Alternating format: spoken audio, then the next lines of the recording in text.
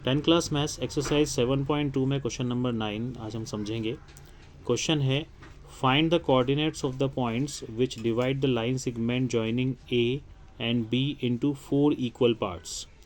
एक लाइन है A B जिसके ये कोऑर्डिनेट्स दे रखे हैं -2, 2 और 2, 8।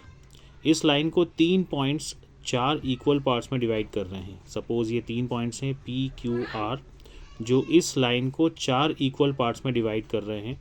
तो हमें बताना है इनके कोऑर्डिनेट्स, पी के कोऑर्डिनेट्स क्या होंगे, क्यू के कोऑर्डिनेट्स क्या होंगे और आर के कोऑर्डिनेट्स क्या होंगे, वो हमें सॉल्व करके बताना है। अब फिगर से हमें दिख रहा है कि क्यू पॉइंट जो है वो ए बी को इक्वल रेशो में बांट रहा है। इसका मतलब क्यू जो है वो मिड पॉइंट है ए बी का। क्यू के कोऑर्डिनेट्स को हम एक्स और वाई नाम देते हैं। ए के कोऑर्डिनेट्स हो जाएंगे x1 और y1, बी के कोऑर्डिनेट्स हो जाएंगे x2 और y2।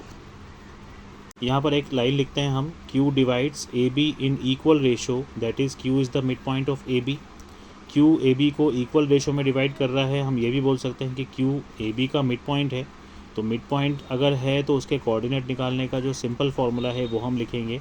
x की वैल्यू निकलेगी इस तरह से x1 प्लस x2 अपॉन में 2 और y की वैल्यू निकलेगी इस तरह से y1 प्लस y2 अपॉन में 2। मैंने वैल्यूज़ वहाँ पर दे रखी थी, उसको मैं लिख कर सॉल्व कर लूँगा। पहले हम इसमें x के कोऑर्डिनेट निकालते हैं। x is equals to x1 plus x2 निकालना है तो ये हो जाएगा -2 प्लस 2 अपॉन में 2। x is equals to -2 plus 2 हो जाएगा 0 अपॉन में 2। तो x का कोऑर्डिनेट हो जाएगा 0।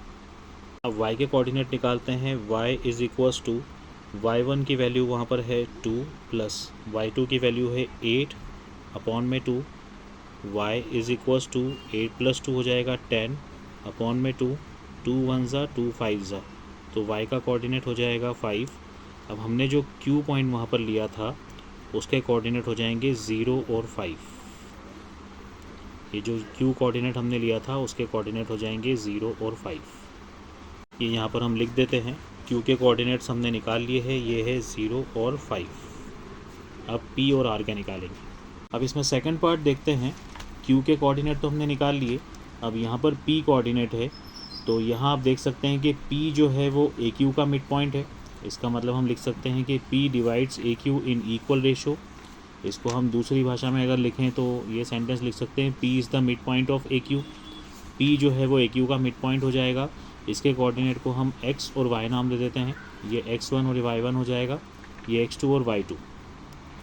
अब p के कोऑर्डिनेट्स निकालने के लिए सिंपल फार्मूला हम बनाएंगे x1 प्लस x2 अपॉन में 2 और ये हो जाएगा y1 प्लस y2 अपॉन में 2। तो यहाँ पर अगर हम वैल्यू लिखें तो x1 plus x2 -2 plus 0 upon में 2, ये हो जाएगा -2 अपॉन 2। दोनों कैंसिल होंगे तो आंसर बनेगा -1। और इधर जब y के कोऑर्डिनेट्स हम निकालेंगे तो y1 प्लस y2 की प्लेस पर ये हो जाएगा 2 प्लस 5, 2 प्लस 5 अपॉन में 2, ये हो जाएगा 7 अपॉन में 2।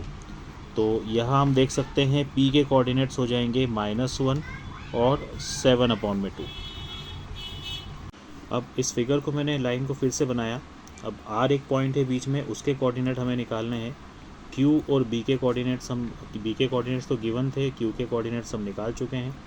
अब r भी हम देख सकते हैं कि q और b के बीच का मिड पॉइंट है। हम एक लाइन लिखेंगे, now r is the mid point of qb, so coordinates of r will be equals to, r के कोऑर्डिनेट्स हम निकालेंगे। पहला है x, ये हो जाएगा x1 प्लस x2 अपॉन में 2। इसकी वैल्यूज़ लगाता हूँ मैं। x1 है 0 प्लस x2 हो जाएगा 2 अपॉन में 2। इसको आगे सॉल्व करेंगे तो 2 अपॉन 2 आएगा, 2 1 ज़ा 2 1 ज़ा, ओवरऑल आंसर आया 1। अब इसमें y के कोऑर्डिनेट निकालेंगे।